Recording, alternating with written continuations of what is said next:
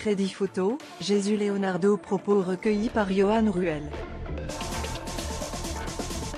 Crédit photo, Jésus Leonardo propos recueillis par Johan Ruel. Crédit photo, Jésus Leonardo propos recueillis par Johan Ruel. Déjà il y a un goût du risque, pour remettre un peu de sensations fortes sur moi. Comment es-tu venu à faire ce choix risqué? C'est toujours un risque, c'est sûr. Ce n'est pas bon de trop s'asseoir sur un apaisement, sur une facilité. Il y avait une nouvelle dynamique que j'avais envie d'insuffler. On trouve les solutions pour monter nos rêves limités? Pas vraiment, mais il faut une vision neuve. Il y a parfois un côté à la chaîne dans les majors. J'avais justement trouvé quelque chose d'ultra visionnaire chez Initial, le premier label où même si on était chez Universal, ils avaient cette liberté de faire en dehors des circuits habituels. C'était hyper agréable de travailler comme ça. C'était hyper agréable de travailler comme ça. Mais je n'ai pas retrouvé une offre aussi visionnaire que ça sur un troisième album. Donc j'ai fait le tour, j'ai rencontré d'autres majors avec sympathie et je n'ai pas trouvé de dynamique qui m'a fait dire « Putain, ils ont une vision ». Je tombais souvent sur les mêmes discours, alors je me suis dit « Monte ton truc toi-même ». Je travaille avec Grand Music Management, un bureau de management avec une pensée indépendante. On parle d'abord de ce qu'on veut dire avant de parler réalité économique. On trouve les solutions pour monter nos rêves.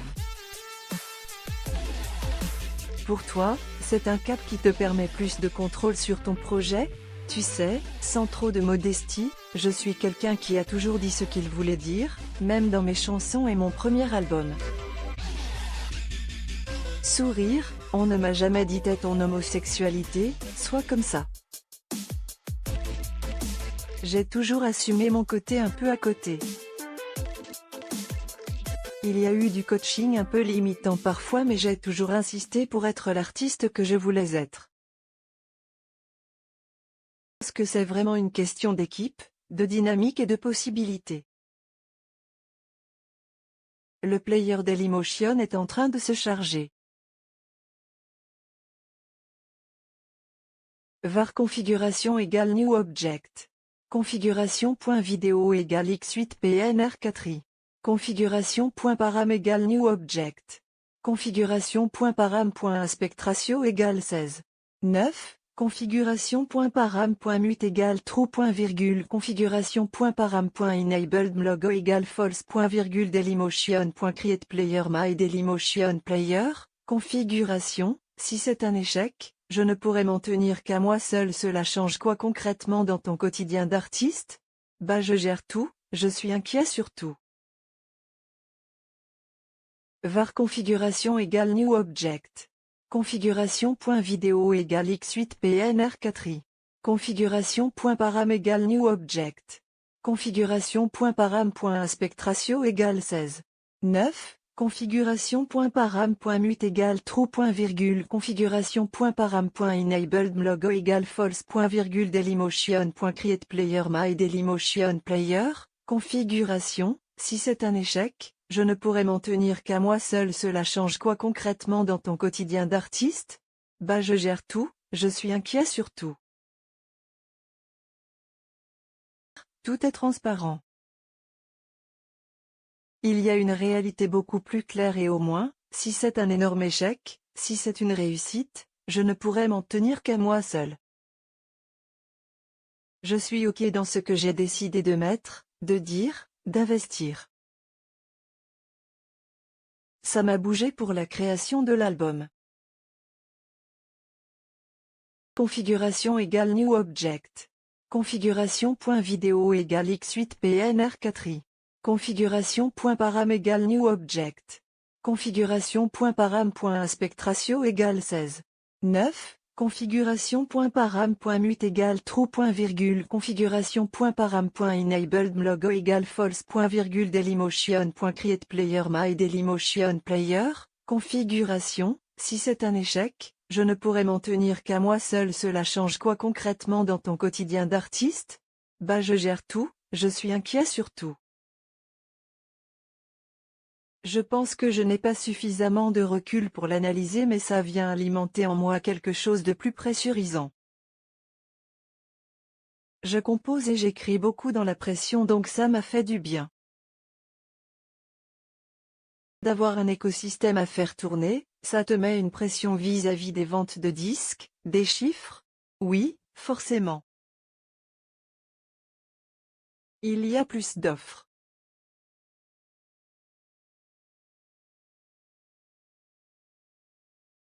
Il y a plus d'offres.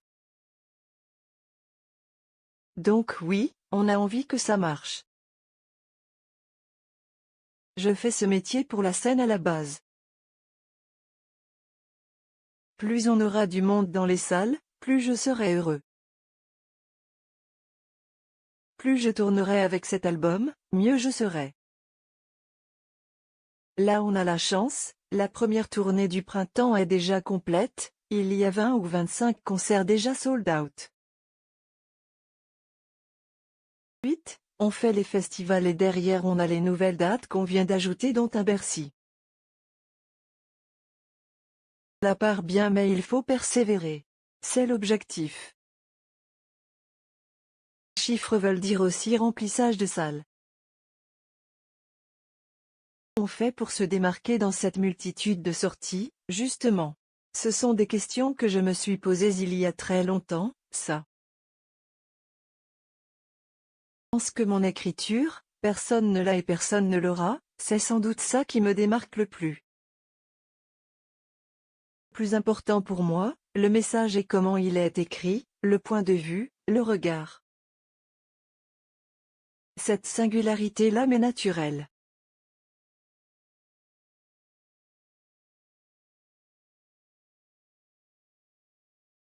Après, à la réception, il faut que ça touche quoi? C'est l'émotion qui fait la différence. Après, à la réception, il faut que ça touche quoi? C'est l'émotion qui fait la différence. J'ai toujours eu des obstacles à surmonter. Crash Cœur est un album beaucoup plus solaire que les précédents, à l'image du single Love Andress. Très premier degré et Fleur bleue, est-ce que c'est l'amour qui est la source d'inspiration première? C'est mon album le plus romantique, ça c'est sûr. Rire, mon intime a parlé. Sortait du Covid, une période qui nous a tous un peu minés. Et dans une époque qui est de plus en plus anxiogène et divisée. Il y a tellement de commentaires, tellement d'analyses partout, que ce soit sur les réseaux, sur BFM Télévision. Je n'avais pas les épaules et le recul nécessaires pour venir décortiquer de la manière la plus juste possible la société actuelle, j'y arrivais pas. On est écroulé sous les critiques. Je n'avais pas la force pour en rajouter une couche, alors j'ai décidé de faire un pas de côté, de tenter de m'octroyer le bonheur et l'amour que je ne me suis jamais permis. A donné cet album. En tout cas de me dire, qu'est-ce qui me ferait du bien? Comment je peux créer un souffle de vie, une parenthèse sur la merde actuelle? J'en ai eu besoin le premier et j'espère que beaucoup vont le prendre dans cette direction-là. En tout cas de me dire, qu'est-ce qui me ferait du bien? Comment je peux créer un souffle de vie, une parenthèse sur la merde actuelle? J'en ai eu besoin le premier et j'espère que beaucoup vont le prendre dans cette direction-là. C'est une espèce de bulle. Tu t'adresses à toi-même. Le titre, tu chantes fermé sans sentiment. Tu as tenu longtemps comme ça à faire des petits bâtons de sang sur les murs de ton célibat. Je me parle à moi. Ça ne rentrait dans aucun code. Tout ça ne rentrait dans aucun code. Toujours moqué. Ma mère ne voulait pas que je sois gay, elle ne voulait pas que j'exerce ce métier. Elle ne voulait pas que je sois gay, elle ne voulait pas que j'exerce ce métier. J'ai toujours eu des obstacles à surmonter, je n'ai jamais trop connu l'amour et la tendresse, ni le côté allié. Fais plus confiance, avance, pas d'amour, t'es dur comme un roc. Ça a été vraiment mon éducation personnelle. Et ça a été vraiment mon éducation personnelle. Love Factory, un spectacle que j'avais fait pour Radio France, a été la première ouverture et ça m'a fait du bien. Plus le temps passe, plus je m'accepte et plus j'accepte de recevoir de l'amour, d'en donner. Je travaille beaucoup en thérapie pour ça. Il me faut encore du temps. Je trouve que cet album va dans cette direction. Je trouve que cet album va dans cette direction. Cette couleur arc-en-ciel est beaucoup plus présente que sur tes disques précédents. C'est le reflet de ton cheminement personnel? À chaque album, on me dit que c'est un album LGBT. Sur le premier, vous êtes gay? Le deuxième alors vous assumez d'être gay? Les albums passent, plus j'ai l'impression d'ouvrir des brèches. Non mais prenons des exemples concrets, tu utilises des codes gays sur Papa Dolarukre, les affiches de la tournée sont très Tom of Finland avec ce culte du corps mis en avant et on voit des hommes qui s'embrassent dans le clip de Love Andress. Pas anodin. Vrai. Plus tu grandis, plus tu es OK avec toi-même et avec le regard des gens. Et adulte, on est de moins en moins épié par une espèce de consensus du cool. Faisant ma carrière et en m'autorisant de plus en plus à être ce que je suis, tout bêtement, ça me fait du bien. 2017, quand j'ai commencé, j'aurais été incapable de faire ça. On se rend compte qu'on se conditionne beaucoup dans la société. Par exemple sur Hervé, on voit mon corps et plein de personnes ont commenté, ça y est, il nous fait le Sam Smith français, please et dis reste comme tu étais, hétéro-looking. Mais, déjà il y a 6 ans, j'étais peut-être beaucoup trop conditionnée pour être totalement moi. S'il y a une émancipation quelque part, elle est aussi influencée par le monde qui nous entoure. Mais je ne suis pas en train de jouer un autre rôle que celui que j'ai envie d'être. Je crois que c'est en moi. Mais je ne suis pas en train de jouer un autre rôle que celui que j'ai envie d'être. Je crois que c'est en moi. Et tant mieux. Ça nourrit mon écriture. Et justement, tu rends hommage aux figures qui ont compté dans ta vie, des artistes avant-gardistes et des personnes homosexuelles comme Arthur Rimbaud, Elton John, Andy Warhol ou RuPaul. Je voulais mettre en avant des gens qui ont créé des voies de liberté qui n'existaient pas auparavant. Je voulais mettre en avant des gens qui ont créé des voies de liberté qui n'existaient pas auparavant. Je suis arrivé en 2017, le discours sur la virilité masculine n'existait pas dans notre société. Ça fait un peu de moi le vieux tonton. On m'a souvent dit, c'est une nouvelle voie qui s'annonce. Moi, le plus important, c'est de créer en tant qu'humain et artiste des choses qui n'ont jamais été dites dans la chanson.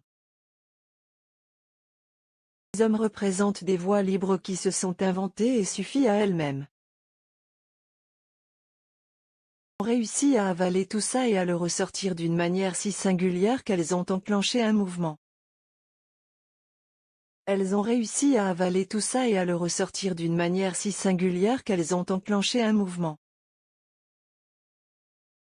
C'est ce que je me tue à garder, un texte, une singularité de pensée, une singularité de propos. Il y a de la musique plus dansante, et on dira peut-être plus ouverte et radiophonique, dans cet album, quand bien même, l'aspérité de la poésie du texte reste fidèle. Est-ce la conséquence d'un manque de représentativité? Une peur d'être moins désirable auprès des gens? En tout cas, il y en a qui le cachent pour cette raison-là. Pour le désir de plaire au plus grand nombre de gens. Le désir de plaire au plus grand nombre de gens. Le discours de la virilité masculine n'existait pas curieusement, je vois plein d'exemples d'artistes féminines ouvertement bisexuelles ou lesbiennes sur la scène musicale française mais assez peu de chanteurs qui en parlent frontalement. J'en suis assez foutu, en vrai. Je pense que c'est plus un rapport avec l'image virile qui persiste encore en France, en Europe même. Lil Nas X ou un Sam Smith, ce n'est sans doute pas tout rose tous les jours non plus. Je crois que c'est mondial aussi. Au ratio des stars dans la musique américaine, il n'y a pas tant de personnalités gays qui ont autant de lumière qu'une Lady Gaga ou un Drake par exemple. Je ne sais pas pourquoi.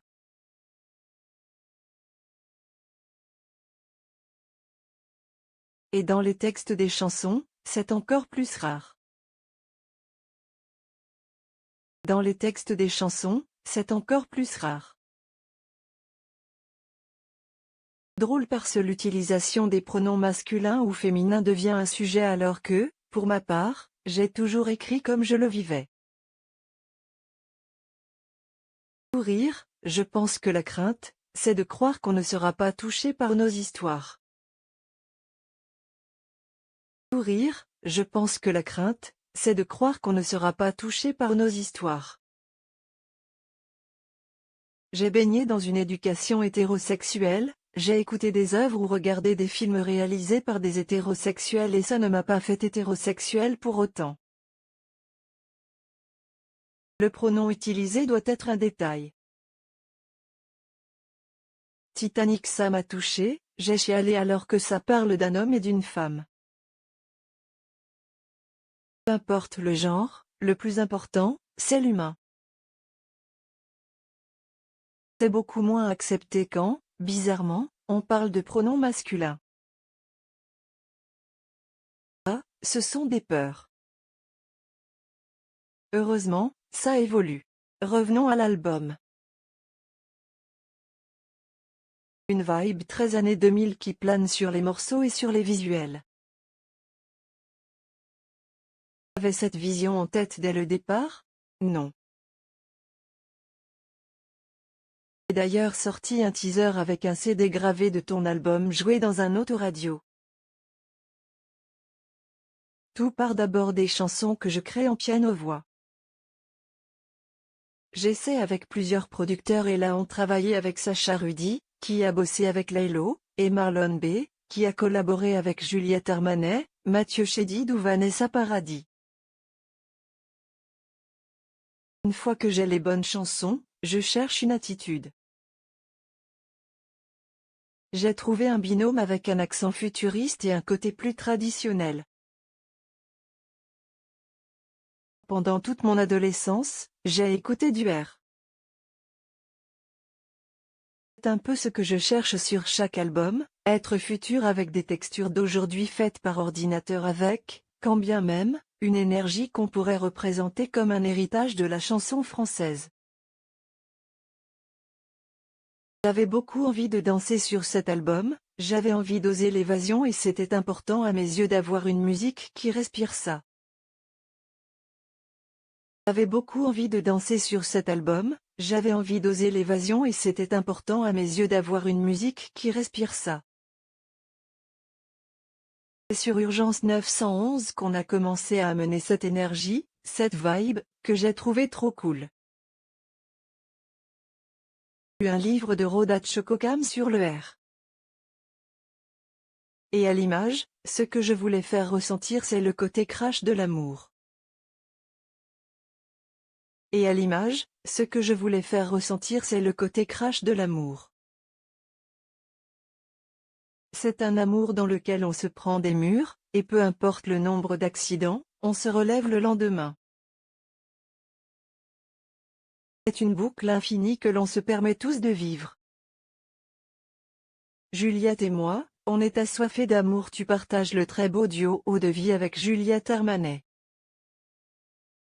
C'est une rencontre évidente? On s'est rencontrés au Festival de Cannes. C'était chic. Avec Juliette, je crois qu'on est assoiffés d'amour au même moment.